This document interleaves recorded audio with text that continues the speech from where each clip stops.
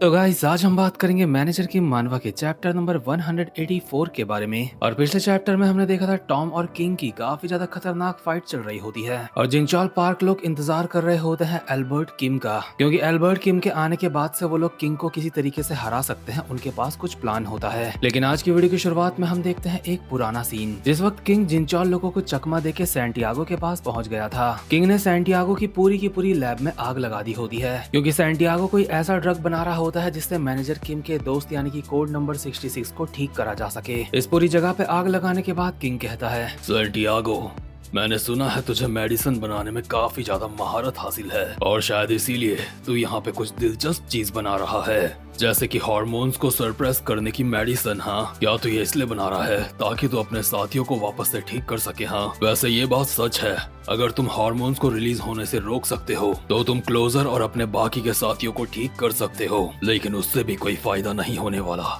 क्योंकि ये temporary solution होगा। किंग ने सैंटियागो की गर्दन पकड़ के उसको हवा में उठा दिया होता है और अब भी कहता है, तो इसका परमानेंट सॉल्यूशन नहीं बना पाएगा, लेकिन उसके बावजूद भी मानना पड़ेगा तूने काफी अच्छा काम। इतने में ही सैंटियागो कहता है, जैसा तू सोच रहा है वैसा नहीं है, तेरी मेडिसिन तेरी पावर को भी सरप्रेस कर सकती है। जैसे ही मुझे लीडर का कॉल आया था तो मैंने पुरानी रिसर्च की रिपोर्ट्स को चेक करा था और जिस प्रोजेक्ट के अंदर वो रिसर्च हो रही थी उसका नाम था गॉड्स रेल्म। उस प्रोजेक्ट में ब्रेन्स और हार्मोन के ऊपर रिसर्च हुई थी और लीडर की कॉल से मैंने ये कंफर्म करा था इमोशंस को पूरी तरीके से मिटाने वाले ड्रग्स एग्जिस्ट करते हैं और साथ ही साथ में तेरी पावर जिस ड्रग से आई वो भी एग्जिस्ट करते हैं। लेकिन तुझे क्या लगा था जो तेरे पास ताकत है, क्या वो सच में भगवान की ताकत है? वो कोई भगवान का दिया हुआ वरदान नहीं, वो एक श्राप है। सैंटियागो की हालत खराब हो चुकी होती है और किंग ने उसको जमीन में फेंक दिया होता है और उसकी मेडिसिन की तरफ जाते हुए कहता है, तुझे क्या लगता है इंसान ने आज तक जितने भी वेपन्स बनाए हैं, क्या शुरुआत से ही वो उन्हें वेपन्स बनाना चाहता था? जिन्हें आज हम वेपन्स कहते हैं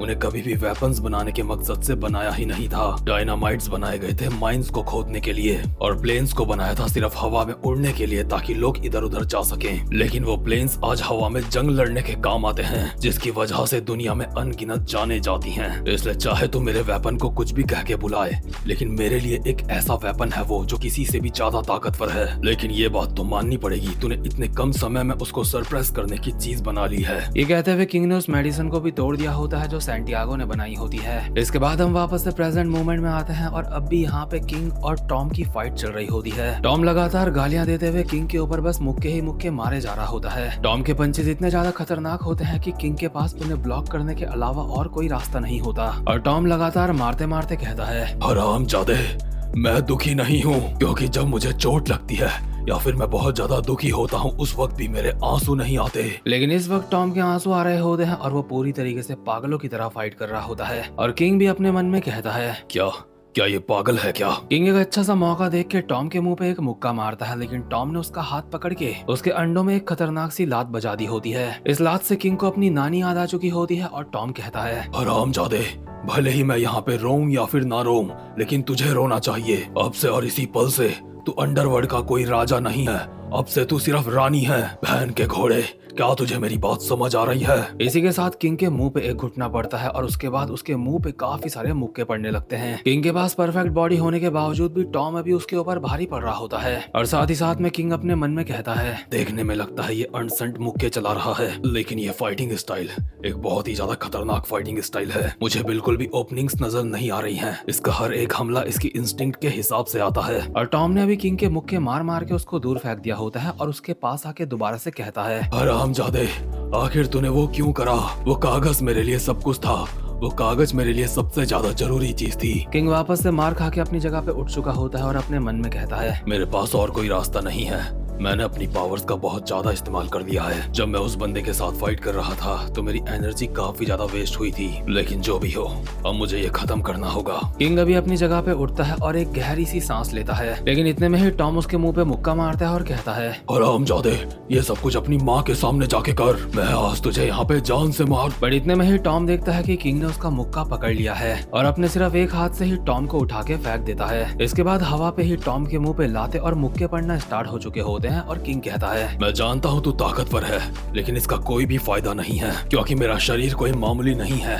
ये बाकियों से थोड़ा सा स्पेशल है। टॉम अभी जमीन में गिर चुका होता है और किंग उसे गिरा गिरा के ही उसके मुंह पे मुक्के मुक्के बजाए जा रहा होता है और जिनचॉल योंगचॉल से पूछता है कि तेरा बॉस मार खा रहा है, क्या सब कुछ ठीक है, क्या वो ये चीज हैंडल कर पाएगा। योंगचॉल जिनचॉल का जवाब देते हुए कहता है, अगर बात हमारे डायरेक्टर की है तो हमें चिंता करने की जरूरत नहीं है, क्योंकि अगर आज के दिन वो अपनी भड़ास नहीं निकाल पाए तो वो रात को सो नहीं पाएंगे। वहीं किंग लगातार टॉम के मुंह पे मुक्के मारे जा रहा होता है, लेकिन उसको भी एहसास हो रहा होता है कि उसके मुक्कों का कुछ असर नहीं हो रहा है और टॉम भी मार खाते खाते कहता है, बहुत अच्छे, लगा रहे, मुझे मारता रहे, मुझे और ज्यादा दर्द दे ताकि मैं उस वाले दर्द को भूल जाऊं। इसी के साथ टॉम किंग के एक खतरनाक सी लात मार के उसको दूर फेंक देता है। किंग अभी हवा में लहरा रहा होता है और अपने मन में कहता है, शिट, चीजें बहुत ज्यादा खराब हो चुकी हैं। अगर मैंने इससे ज्यादा अपनी पावर का इस्तेमाल करा तो चीजें और ज्यादा खराब हो सकती हैं। लेकिन हवाई हवा में किंग की नजर पड़ती है साइड में और किंग और हम लोग भी देखते हैं कि यहाँ पे एल्बर्ट किम पहुंच चुका है और एल्बर्ट अभी जिनचॉल के हाथ में कुछ पकड़ा रहा होता है। किंग ये चीज देख के काफी ज्यादा हैरान होता है। जो चीज एल्बर्ट के हाथ में होती है, जो वो जिनचॉल को दे रहा होता है, वो चीज सैंटियागो की वही मेडिसिन होती है जो कि उसने खुद अपने हाथों से तोड़ी थी। इसके बाद हम वापस से पुराना सीन देखते हैं जहाँ पे सैंटियागो की लैब में आग लग चुकी थी। लैब को पूरी तरीके से तबाह करने के बाद किंग उसको कहता है, तेरी इतने सालों की मेहनत,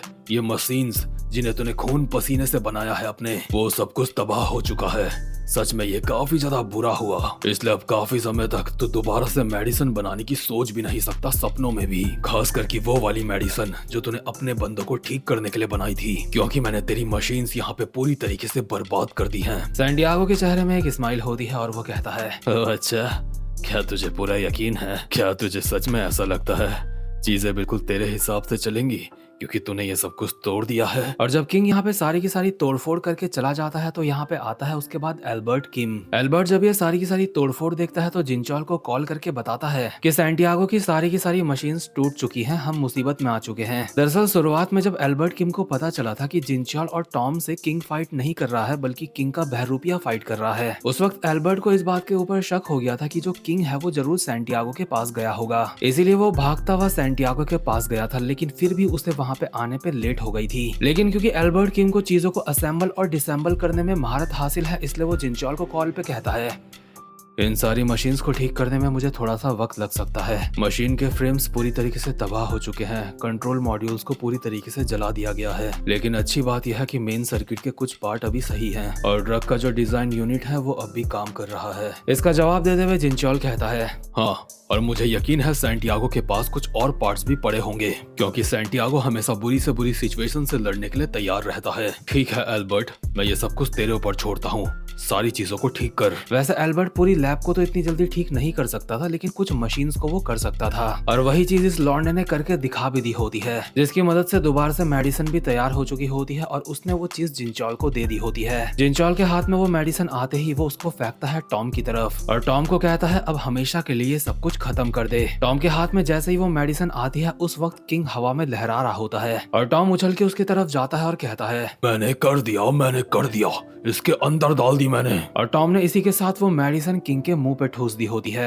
यानी कि किंग अभी यहाँ पे बहुत ही खराब सिचुएशन में आ चुका है। ऐसी हैरानी भरी हालत में किंग अपने मन में कहता है, ये बात बिल्कुल भी सेंस नहीं बनाती है। क्या इन लोगों ने वो मशीन्स दोबारा से इतनी जल्दी बना दी हैं? लेकिन मैंने तो सब कुछ जला दिया था, लेकिन उसके बावजूद भी ये सब कुछ ऐसा कैसे हो रहा है? अभी जो भी किंग के साथ हो रहा होता है उसने ऐसा बिल्कुल भी नहीं सोचा होता। यानी कि उसके साथ ऐसा भी कुछ हो सकता है, ये चीज उसने नहीं सोची होती और ना जाने क्यों उसे इस पल किसी और चीज की याद आ रही होती है। किंग को याद आ रही होती है एक लेजेंड की जो कि किंग को स्ट्रॉन्ग मानता था, एक ऐसा बंदा जिसने किंग की एक आंख भी फोड़ी थी और वो बंदा और कोई नहीं बल्कि पूरे के पूरे चाइना का सबसे ज्यादा मशहूर बंदा होता है और खतरनाक होता है, यानी कि द लेजेंड प्योंगयन चो। किंग को खुद समझ नहीं आ रहा होता है कि आखिर ऐसी सिचुएशन में उसे प्योंगयन चो की याद क्यों आ रही है और मुझे लगता है जो कुछ भी किंग के साथ हो रहा है ये चीज प्योंगयन चो को पहले से ही पता थी। और यार सच में ये वाले चैप्टर्स काफी ज्यादा खतरनाक चल रहे हैं। अब क्या किंग की सारी पावर्स चले जाएंगी, उसके ऊपर मेडिसिन का असर होगा या फिर नहीं, ये सारी की सारी चीजें हमें अगले चैप्टर में पता चलेगी। तो खैर वीडियो को लाइक और चैनल को सब्सक्राइब जरूर से कर लेना। अब मैं मिलूंगा आपसे अपनी नेक्स्ट वीडियो में, तब तक के लिए गुड बाय।